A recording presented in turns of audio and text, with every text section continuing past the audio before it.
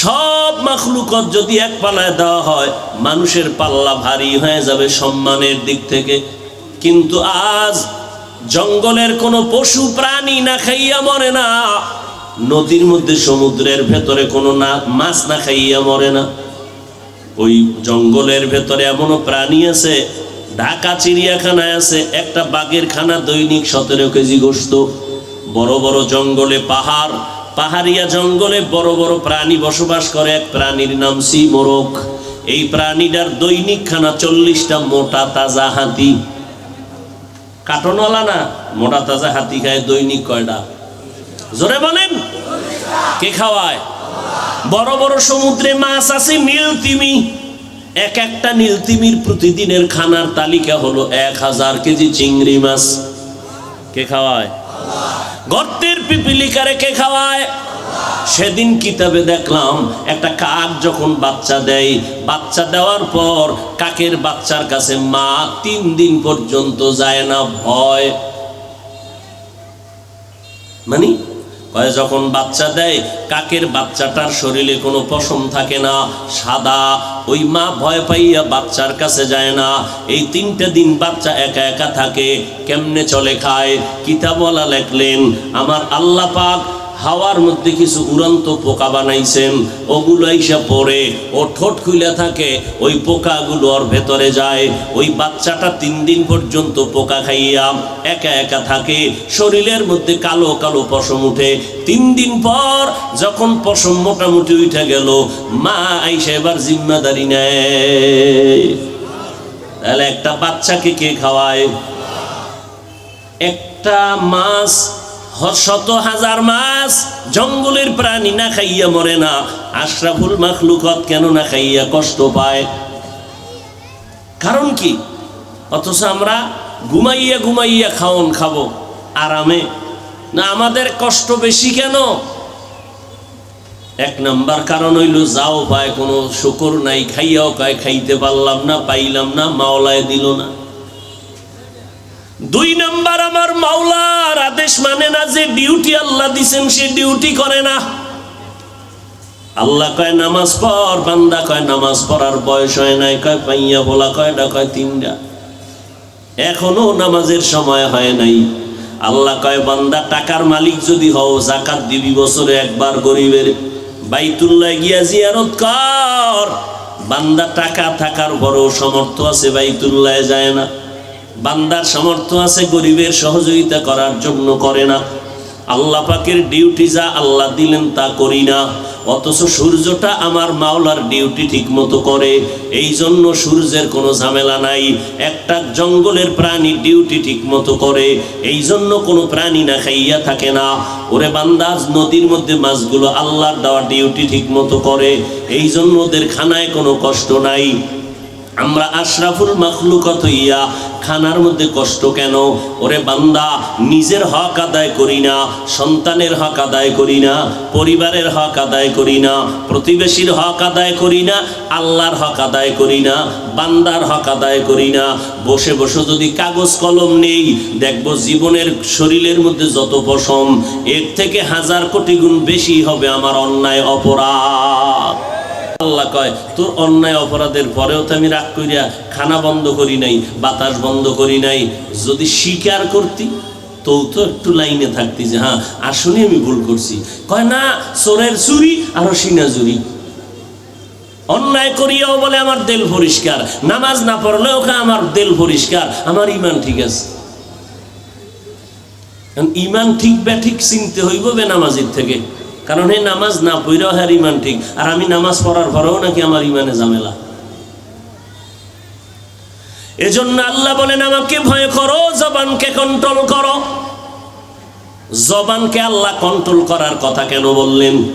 হাতটাকে কন্ট্রোল করতে কেন বলেন নাই? পাও 2টা কন্ট্রোল করতে কেন বলেন নাই? বিশেষ করে জিহ্বার কথা কেন বললেন? জিহ্বা বড় একটা মারাত্মক অস্ত্র। শরীরের মধ্যে যত অস্ত্র, হাত একটা অস্ত্র, চোখ একটা অস্ত্র, কান একটা অস্ত্র, কিন্তু এর থেকে মারাত্মক অস্ত্রের নাম হলো জিহ্বা। জিহ্বা এমন অস্ত্র বেলেটের থেকেও বেশি। ডান দিলে ডানে কাটবে, বাম দিকে ঘুরাইলে বামে কেটে যায়, সামনে কাটে পেছনে কাটে, এটারে বাম দিয়েও রাখা যায় না।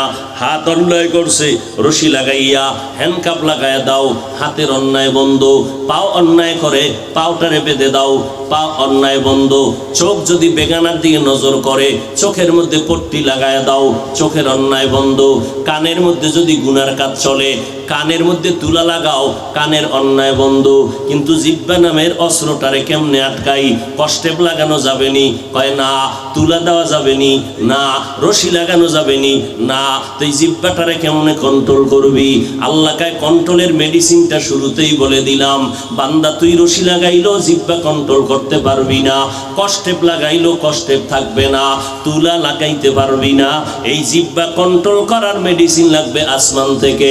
ওই মেডিসিনের নাম হলো তাকওয়া। हर के दारत खौफ हक दर दिल मदम जन्नतुल मअवा देहद उरा मकाम जुज़बा हक ची जे मखाज इंसुजा फजले उआ मस्त दर जुमला जहां। জিহ্বা কন্ট্রোল কেমনে করবেন? রশি দিয়ে বাঁধবেন, কথা কয় না। কষ্টেপ লাগানো যাবে? কেমন অস্ত্র? জিহ্বা নামের অস্ত্র বড় মারাত্মক। হাত দিয়ে একটা কিল দিছেন, বক্সিং দিলেন, এটারে মলম লাগাইছে, ব্যথা নাই। কি জিহ্বা দ্বারা কথা দিয়ে এমন একটা আঘাত দিছেন, মরণের আগে ওই জায়গায় মলম দেওয়ার কোনো কায়দা নাই। মানুষের হাতের কষ্টের জিনিস একদিন ভুলে যায়, কিন্তু কথার আঘাত মানুষ ভুলতে পারে না। জিহ্বা কেমন অস্ত্র? কঠিন। কেন? জিহ্বা দিয়া ডান দিকে যদি একটু ঘুরাইয়া কয় তুমি বাড়ি যাও, বিচারপতির ডান দিকের আওয়াজে ফাঁসির আসামি মাফ।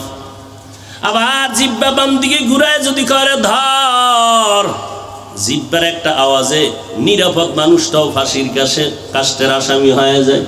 এই জিহ্বা নামের এমন একটা অস্ত্র, বান্দা তুমি যদি অপরিচিত একটা মাইয়ারে ডাইকা কও কবুল, কি কবুল, সাত জায়গায় তোমার জীবন সঙ্গিনী হয়ে গেল। আবার তোমার জীবনের সঙ্গিনী আপন, এই জিহ্বা দ্বারাই যদি কও তালাক, আসেনি, শেষ, বিদায়। জিহ্বা কেমন অস্ত্র? এই জিহ্বা দ্বারা তুমি একজনের গুণগান গাও, লোকটা কয় তোর এত সুন্দর গুণগান গায় কলিজা ঠান্ডা হইল, কি চাও দিয়ে দিব। আবার এই জিহ্বা বদনাম গাইছু, মেজাজ এমন গরম হইছে যে আমার মরণ হইল তুই আমার জানাজায় দাঁড়াবি না, তোর জিহ্বা বড় খারাপ। এই জিহ্বা নামের মেশিন কে বানাইলেন? নজর করে দেখছো 60, 70, 80 বছর পর্যন্ত আমার হাত একদিন দুর্বল, আমার চোখ দুর্বল, আমার পাওয়ার কমতেছে দিন দিন না বাড়তেছে? কথা হয় না। যেই তাহলে তুমি মোবাইলের দিকে সারা রাত্র মোরাকাবায় তাকায় থাকো, বেগানার নজর দেখো আর গুনাহ করো, চোখের পাওয়ার নাই, কানের পাওয়ার দিন দিন কমতেছে, হাত দুর্বল হয়ে যাইতেছে। একদিন আমি পান্তা ভাত আর মরিচ দিয়া খাইয়া যেই শক্তি দেখাইতাম, এখন বিরিয়ানি কোরমা পোলাও খাইয়া সেই শক্তি আমার নাই। আমি এখন নামাজ বইসা পড়তে হয়, দাঁড়াইতে রুকু সেজদা দিতে বড় কষ্ট, লাঠি ছাড়া হাঁটতে পারি না। কিন্তু জিহ্বা নামের মেশিনটা কোনো দুর্বল না। কথা কত কোটি কোটি কোটি কোটি হাজার কোটি কথা সাপ্লাই দিল জিহ্বায়। কথা বলতে বলতে গাল ব্যথা করে, চোখ ব্যথা করে, মাথা ব্যথা করে, কিন্তু জিহ্বা কোনোদিন ব্যথা করে না। আল্লাহরে ভাই তৈলে আর কোনো দেশে যাওয়ার দরকার আছে? জিহ্বা নিয়ে হিসাব করলি দেখবি আমার মাওলার রং দেখা যায়, কুদরতের ঘেরান পাওয়া যায়। এত সুন্দর জিহ্বা কে বানাইছেন? তিনি আমার আল্লাহ, আর কেউ না। মাইকে কথা বলি, ব্যাটারির চার্জ যাবে, বিদ্যুতের লাইন দিলে বিল দিতে হবে, কিন্তু জিহ্বা নামের যে মেশিন দিয়ে কথাগুলো সাপ্লাই হয়, এই মেশিনটা কে বানাইলেন? ওই মেশিনের তেল, অকটেন, পেট্রোল কে দেয়, গ্যাস কে দেয়, বিল কে দেয়? আল্লাহ কয় এত কথা বললি বান্দা তোর কোনো বিল নাই, 2 ঘন্টা মাইকে কথা বললাম, মাইক আল্লাহকে আমার টাকা দাও, বিল দাও। ও বান্দা জিহ্বা নামের মাইকটা লাগায় যে এত কথা বললি, আজীবনের জন্য একটা টাকাও আমার আল্লাহ বিল চায় নাই। সরকারের বিদ্যুৎ ব্যবহার করো, বিল দিতে হয়। আর আল্লাহ কয় আমি সূর্যের বিদ্যুৎ তোরে দিয়ে দিলাম, আজীবন ফ্রি দিয়ে দিলাম, কোনো বিল চাইলাম না। রাতের বেলা তোর আলোর জন্য চাঁদের দিয়ে দিলাম আলো, বিল নিলাম না। তোর দরকার বাতাস, হসপিটালে গিয়ে অক্সিজেন লাগাইছো, মিটারে টাকা উঠে গেছে, এত টাকা বিল দাও এত ঘন্টা। আল্লাহ কয় আমি যে অক্সিজেন দিলাম ফ্রি কইরা, বেঈমানেরও দিলাম, মুমিনেরও দিলাম, কোনো বিল চাইলাম না। তোর পানি দরকার, এক বোতল পানি কিনবা 10 টাকা, 60 টাকা, 11, 15, 16 টাকা, 20 টাকা। আর আমি আল্লাহ সারা দুনিয়ার মানুষের জন্য এমন পরিমাণ পানি ফ্রি দিলাম, কোনো বিল চাইলাম না। ও বান্দা, এত কিছু তোরে কেন দেই? কারণ আমি তোরে বেশি মোহাব্বত করে বানাইছি, আমি আর কাউকে এত মোহাব্বত করে বানাই নাই। বান্দা, তুই আমার গুণগান গাবি, 5 বেলার নামাজ পড়বি। আমি আল্লাহ বলি নাই মাইয়া ফোলা বাদ দিয়ে তুই জঙ্গলে জিকির করবি, ব্যবসা করবি না, চাকরি করবি না, লেখাপড়া করবি না। আমি আল্লাহ তাও বলি নাই।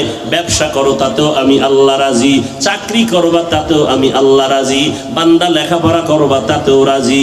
তবে বান্দা, সারা দিন রাত 24টা ঘন্টা দিয়ে কাবার দিয়ে দিলাম, 22 ঘন্টা তোরে একেবারে ফিরে দিয়ে দিলাম। এই 22 ঘন্টা তুই তোর সংসারের কাজে ব্যয় কর, চাকরি ক্ষেত্রে ব্যয় কর, ব্যবসার ক্ষেত্রে ব্যয় করো। 22টা ঘন্টা মাইয়া বলার পিছনে দাও, লেখাপড়ার পিছনে দাও। 24 ঘন্টার 22 ঘন্টা তোমারে দিলাম, থাকলো কত? আরো জোরে বলেন।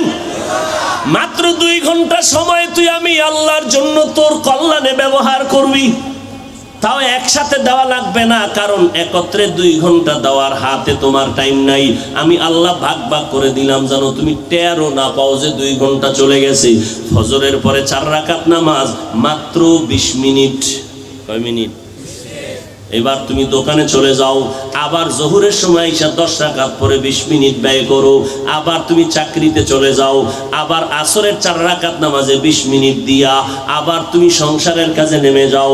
আবার তুমি মাগরিবের 5 রাকাতে 20 মিনিট দাও, আবার তুমি দোকানে চলে যাও।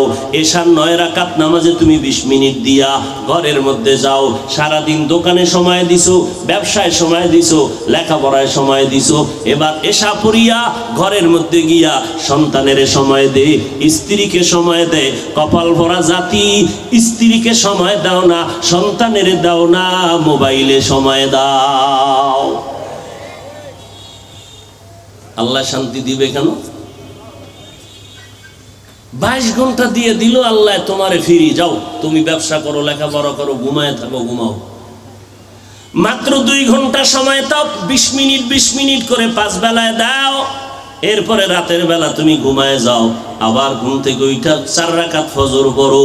আল্লাহ কয় ফেরেশতারা লেখ, বান্দা যতক্ষণ ঘুমাইলো এই ঘুমের সময়টাও নেকের পাল্লায় লিখে রাখ। কাদের কুদরত দারি বরকামাল আন্তা রব্বি আন্তা হাসবি যুল জালাল, তুহি কাদের জলিলুল্লাহ জাহাদার বহর হালি, তুহি মেরা নেগাহদার। আল্লাহর এত সুযোগ পাইয়াও যারা নামাজটা পড়ে না, কেমন ভিড়া আল্লাহর দেওয়া উচিত। হ্যাঁ, সংসার বন্ধ করতে আল্লাহ বলে নাই, চাকরি ছাড়তে বলে নাই, লেখাপড়া করো, ডাক্তার হও, ইঞ্জিনিয়ার হও, প্রফেসর হও, আল্লাহ নিষেধ করে নাই। শুধু 20 মিনিট 20 মিনিট করে সময় দিয়া 5 বেলার নামাজটা পড়বা। এতে তোমার ক্ষতি না, শরীর ফ্রেশ থাকবে, পেরেশানি কম থাকবে। আল্লাহ তো কুদরতের বরকত এমনিই দিবেন, চেহারার উজ্জ্বলতা বেড়ে যাবে। আল্লাহ খুশি হইয়া তোমার রিজিকে বরকত বাড়ায় দিবেন। এই জন্য আল্লাহ পাক বলেন আমাকে ভয় কর, আর কাউকে ভয় করার প্রয়োজন নাই। আর তাকওয়া নামের মেডিসিন দিয়া জিহ্বাটারে হেফাজত করো।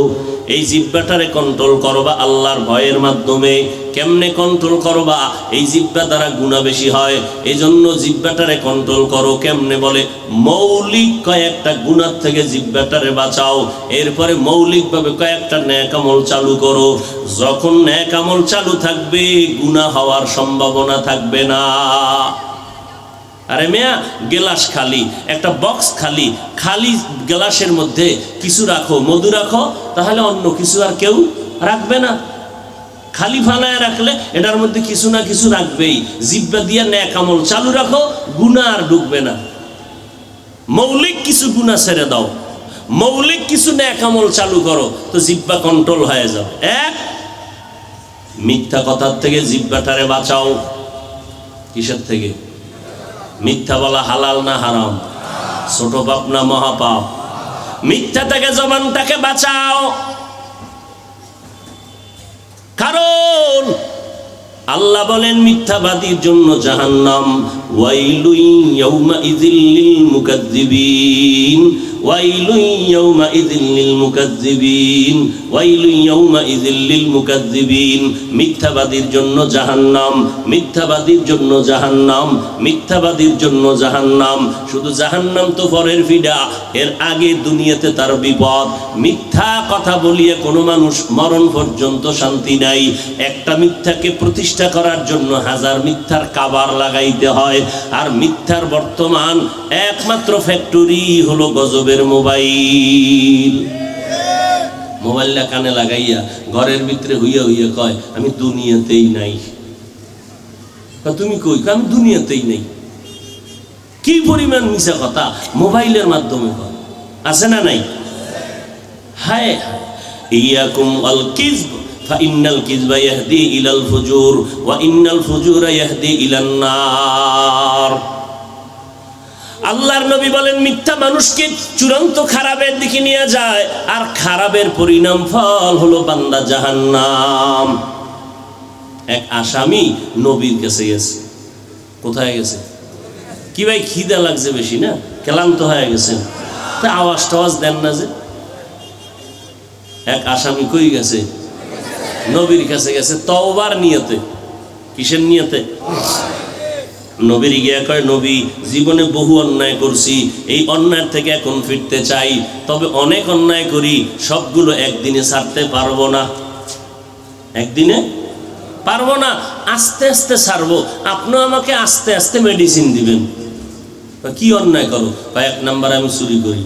আচ্ছা, দুই নাম্বার কি? কয় দুই নাম্বারে আমি জেনা করি। তিন নাম্বার অন্যায় কয় মদের বোতল নিয়ে বেউসায় পড়ে থাকি। চার নাম্বার অন্যায়, চার নাম্বার অন্যায় আমি মিথ্যা কথা বেশি বলি। চুরি করি, জেনা করি, মিথ্যা বলি, আর মদ পান করি।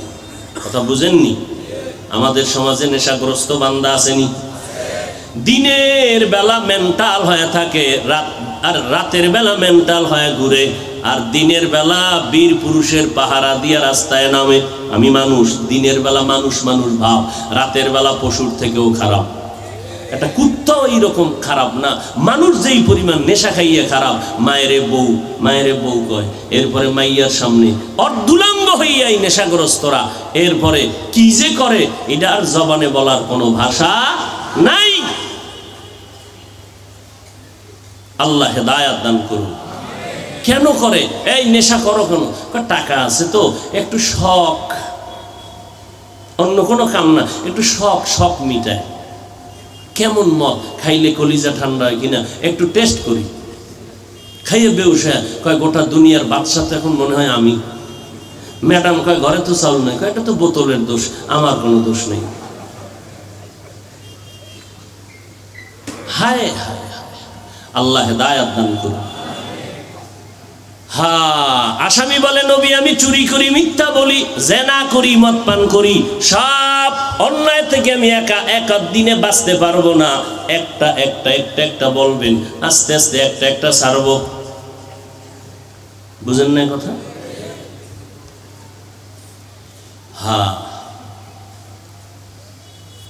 এবার নবী কয় তো একটা বলি না, ঠিক আছে।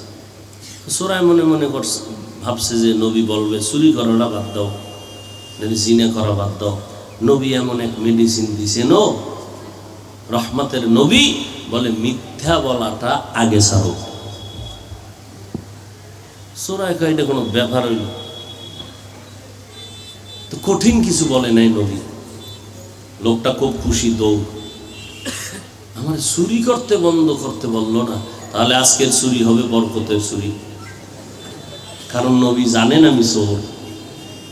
আজকের চুরিটা বরকতের চুরি হবে। দামি দামি ঘরের মধ্যে গিয়া চুরি করব, মিথ্যা বলা বন্ধ, চুরি করা বন্ধ করতে নবী বলেন নাই। আল্লাহর বান্দা দৌড়ায় গেল বাড়ির মধ্যে, রাতের গভীর অন্ধকার, চুরির নিয়তে ঘর থেকে রওয়ানা। রাস্তার মাঝে গিয়ে ব্রেক হয়ে গেল। আমি যে চোর এটা কেউ না জানলো, কে জানেন? নবী জানে না, টের পাইছে না। চুরি করার পরে যদি লোকটা দৌড়াইয়া নবীর কাছে যায় যে আমার ঘরে মাল নাই, চোর আইছিল, নবী জানেনি আমি চোর। নবী কবে দিগায় চুরি করছে কে? ওয়াদা না দিয়েছি, মিশা খাওয়ান যাইতো না? তখন তো সত্যিই বলা লাগবে আমি করছি না। নবীর সামনে আমি দ্বিতীয়বার ওপেন চোর হইয়া দাঁড়াতে চাই না। আমি ওপেন হয়ে নবীরে দাঁড়াতে চাই না যে চুরি করবো নবীর অজান্তে। কিন্তু নবীর সামনে যদি বলা লাগে আমি চোর, না আমি আর চুরি করব না। রাস্তার থেকে ফিরিয়া বাড়ি গেল, মদের বোতলটা নিয়ে নিল। নবীর সামনে যদি আবার কালকে দেখা হয়ে যায়, নবী যদি কয় মদ পান করছো নি, তাহলে আমাকে বলতে হবে সত্য করছি। না, নবীর সামনে ইচ্ছা কইরা ধরা পড়ব না। এবার মদের বোতল ফালায় দিল, জিনার থেকেও বেঁচে গেল। নবী এক মেডিসিন দিছেন, এক মেডিসিনে বান্দা আল্লাহর ওলি হয়ে গেছে। ইমামুল আউয়ালিন আল আখিরিন বহরে সাদকা রাহমাতাল লিল আলামিন সাইয়্যিদুল কাউনাইন খাতামুল মুরসালিন আখিরামত বুদে ফখরুল আউয়ালিন। এক নাম্বার জবানকে গুনাহ থেকে, মৌলিক গুনাহ থেকে বাঁচাও। এক নম্বরে মিথ্যা থেকে বাঁচাও। দুই নাম্বার জবানের দ্বারা গালাগালি বন্ধ করে দাও। ভাই আপনারা হুজুরেরা স্টেজে যেই পরিমাণ গালি দেন, তা তো আমরা মোটামুটি লাইন নিয়েছি। হুজুরে কালা চশমা লাগাইলেই দেখে দুনিয়ার সবাই কাফের। গালাগালিতে দেশ ভরে গেল। আর একজনে কয় গালি না দিলে মানুষ সোজা হয় না। মানুষ সোজা হয় ঠিক, হে সোজা হয় নাই, সে বাঁকাই রয়ে গেল। গালি দেওয়া হারাম, কোরআন শরীফেও বলে হারাম, বুখারী শরীফেও বলে হারাম। ও নবীর উম্মতেরা, গালি দিও না রে বাবা। বাইরের মানুষের কথা বাদ দেন, নিজের ছেলে, নিজের মেয়ে, নিজের স্ত্রী, নিজের ভাই, নিজের বোন, এদের সাথে কি পরিমাণ গালাগালির গুনাহ করেন, এই হিসাবটা কমপ্লিট করেন। বাইরের হিসাব পরে করেন, কারণ আমার আল্লাহ আগে কয় কু আনফুসাকুম ওয়া আহলিকুম নারা, জাহান্নাম থেকে আগে নিজে বাঁচো, তারপরে আহাল বাঁচাও। দুই নম্বরে বান্দা গুনাহ থেকে বাঁচো, বান্দা গালাগালির থেকে জবানকে বাঁচাও। কুল্লি ইবাদি ইয়াকুলুল্লাতী হিয়া আহসান ইন্নাশ শাইতানা ইয়ানযাগু বাইনাহুম ইন্নাশ শাইতানা লিল ইনসানি কাইনসানি আদুওয়াম মুবিনা। এই নবী মুমিনের জানায় দেন, কাফেরের সাথে যেন খারাপ আচরণ না করে। কুল্লি ইবাদি আয় আল মুমিনিন ইয়াকুলুল কুফার, কাফেরদের সাথে যেন খারাপ আচরণ মুমিনেরা না করে। তার মানে মুমিন হইয়া কাফেরের গালি দেওয়া যাবে না, বাকি মুমিনের গালি দেওয়া যাবে। মদিনার নবী বলেন সিবাবুল মুসলিমি ফুসুকু ওয়া কিতালুহু কুফর। যারা মুমিন আর এক মুমিনের গালি দেয়, এটা পাপিষ্টের কাজ। এক মুমিন আর এক মুমিনের বিরুদ্ধে জিহাদের আওয়াজ দেওয়া বেদিনদের কাজ। এক নাম্বার মিথ্যা বলা যাবে না, দুই নম্বরে গালি দেওয়া যাবে না, নাম্বার 3 জবান দ্বারা গীবত শিকায়াত করা যাবে না। গীবত করা হালাল না হারাম? জোরে বলেন। ওয়াইলুল লিকুল্লি হুমাযাতিল, আল্লাহ কয় ওয়াইল নামক জাহান্নাম যারা মানুষের গীবত করে, মানুষের নামে অপবাদ দেয়, অন্যায় করে না, বানায় বলে দিল, এর নাম তহমত, এর নাম অপবাদ। আর একটা অন্যায় করছে, ওইটা তার সামনে না বলে পিছনে বলা, এর নাম গীবত, এর নাম বাংলায় বলে পরনিন্দা। গীবত করা হারাম। আল গীবাতু আশাদ্দু মিনাজ জিনা, নবী বলেন গীবত করা জিনার থেকেও মারাত্মক অন্যায়। এই তিনটা গুনাহ থেকে জবানকে বাঁচাও। মিথ্যা বলা যাবে না, গালি দেওয়া যাবে না, গীবত শিকায়াত করা যাবে না। গীবত করা যেমন গুনাহ, কানে শোনাও গুনাহ, হাতে লেখাও তেমন গুনাহ। একজনের বিরুদ্ধে বলা যেমন গুনাহ, একজনের বিরুদ্ধে কথা কানে শোনাও তেমন গুনাহ, একজনের বিরুদ্ধে হাত দিয়া লেখাও তেমন গুনাহ, কবিরা গুনাহ। তিনটা গুনাহ থেকে জবানকে বাঁচাইয়া এইবার বান্দা তুমি মৌলিক কয়টা নেক আমল চালু করো। এক, জবানের দ্বারা তুমি সব সময় কোরআনের তেলাওয়াত করো। হাঁটতে চলতে উঠতে বসতে সব সময় কোরআন তেলাওয়াত। পারি না, আরে ভাই আপনি আলহামদু সূরা পারেন না, কুল হুয়াল্লাহ পারেন না, ইন্না আতাইনা পারেন না, ওয়াল আসরে পারেন না, পড়বেন। ফজরের নামাজের পরে, নামাজ মানে সুন্নতের পরে ফরজ 2 রাকাতের আগে মাঝখানে বসবেন, সুন্দর করে বসবেন। মানবেন নি কইলে হুদা কই আমার লাভ আছে? মানবেন? ফজরের নামাজের সুন্নত পইরা এরপরে 1 গ্লাস পানি নিবেন, পানিটা সামনে নিয়ে 11 বার দুরূদ শরীফ পড়বেন। এরপরে তাসবিহ না হয় ডান হাতের আঙ্গুলের কর গুনে গুনে 41 বার আলহামদু সূরা পড়বেন। শেষ হইলে এরপরে আবার 11 বার দুরূদ শরীফ পড়বেন। এরপরে পানির মধ্যে দম করবেন, ওই পানিটা আপনি পান করবেন, সন্তানেরও করাবেন, ঘরের সবাই করবে। আল্লাহর কসম সূরা ফাতিহার বরকতে আপনার শরীরের মধ্যে কোনো অসুস্থতা আসবে না। যেই সূরা আমি নামাজই করি না, সুন্নত আর ফরজ কি আর আলহামদু কি, আমি নামাজই তো করি না, তো এই বেচারার উপায় কি? হাঁটতে চলতে সব সময় তেলাওয়াত। এরপরে পারলে প্রতিদিন 50 বার কুল হুয়াল্লাহ পড়বেন, 5 বার দুরূদ শরীফ আগে, 5 বার দুরূদ শরীফ পড়ে। আর একটা সূরা ছোট ইন্না আতাইনা 41 বার, 11 বার আগে দুরূদ শরীফ, পরে দুরূদ শরীফ। আপনার ঘরে সমস্যা, কঠিন, ঋণগ্রস্ত, চাকরি হয় না, মেয়ে ছেলের বিবাহের সমস্যা, আমল চালু করেন, ছোট ছোট সূরা পড়বেন দৈনিক 41 বার। আর আমল যেটা ধরবেন এটা ছাড়বেন না, ছাইড়া দিলে অ্যাকশন শেষ। আহাব্বুল আমালি ইলাল্লাহি আদওয়ামুহা ওয়া ইন কাল্লা, আমলের উসুল হলো, মূলনীতি হলো, এটা সব সময় চালু রাখো, ছোট হলেও চালু রাখো, বরকত বাড়তেই থাকবে, পাওয়ার বেড়ে যাবে। তাহলে 1 নম্বরে বান্দা গুনাহ ছাড়বেন কয়টা? মৌলিক গেছে, ভুলে গেছে। মিথ্যা বলা যাবে না, গালি দেওয়া যাবে না, গীবত করা যাবে না। এবার চালু করবেন মৌলিক নেক আমল। 1 নাম্বার কোরআন তেলাওয়াত, 2 নম্বরে আল্লাহর জিকির। কার জিকির?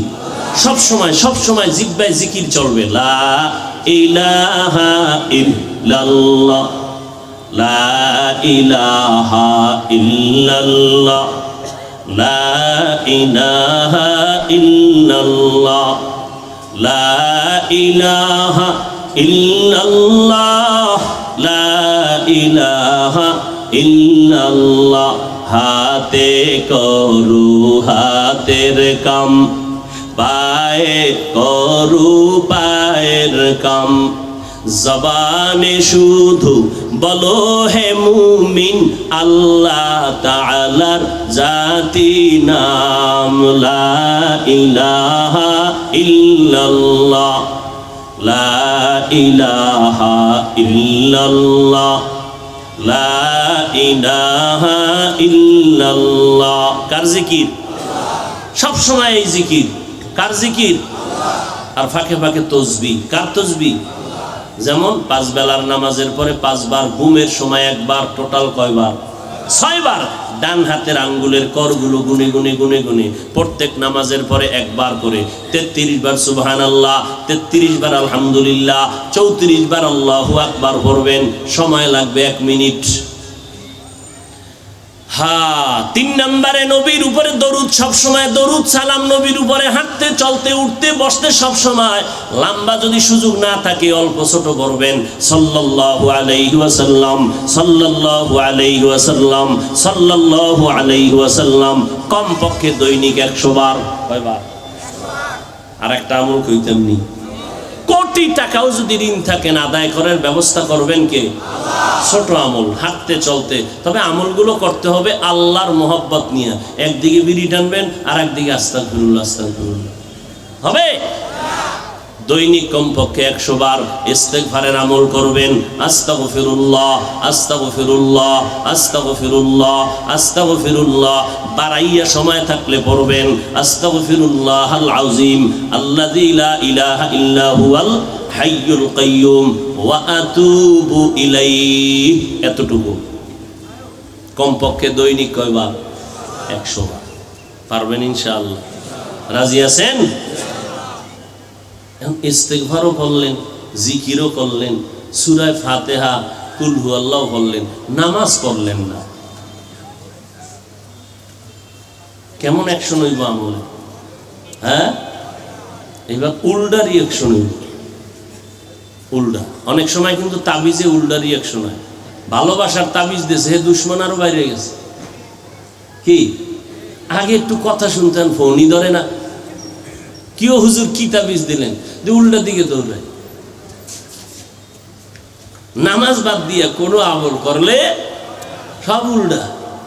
আল্লাহ হেদায়াত দান করুন। সময় কম, আমার হাতে সময় থাকলেও ঢাকা পৌঁছতে হবে, মাগরিবের পরে বয়ান করতে হবে নারায়ণগঞ্জ 2500, এরপরে যাব নরসিংদী। হ্যাঁ, এই জন্য সময় কম। আল্লাহর কাছে আব্বা আম্মার জন্য, ভাই বোনের জন্য, মুসিবতের জন্য একটু দোয়া করব। যাদের দোয়া লাগবে তারা থাকবেন, যাদের দোয়া দরকার নাই, বড় বুজুর্গ আছে না কিছু, এগুলো দোয়া টোয়া লাগে না, এরা মোনাজাতের আগে গিয়ে রাস্তায় বেরিয়ে টানে, এরা বুজুর্গ মানুষ, দোয়ার দরকার নেই। আর যাদের দোয়ার দরকার তারা 2 ঘন্টা বসলেন, 5 মিনিট বসা যাবে না? কি যাবে না? আল্লাহ কবুল করেন। আরো জোরে বলেন। তো মাদ্রাসা দরকার আছে না নাই? সারা দুনিয়ার বেঈমান চায় মাদ্রাসা বন্ধ হয়ে যাক। এর সাথে আবার কিছু ইসলামের হুজুরেরাও তাল মিলায়, কে বন্ধ করে দাও, হেফজখানায় পড়ায় লাভ নাই। কে আছে না নাই? আল্লাহ হেদায়াত দান করুন। দায়িত্বশীলরা যাবে নগদ আল্লাহর নাম নিয়া, দান করলে 4টে পুরস্কার, হায়াত বাড়বে, মুসিবত দূর হবে, রুজি রোজগারে বরকত হবে, কবরের আযাব মাফ হবে। এই 4টা বরকতের জন্য দান করবেন। বিসমিল্লাহ বলে পকেটে হাত দেন।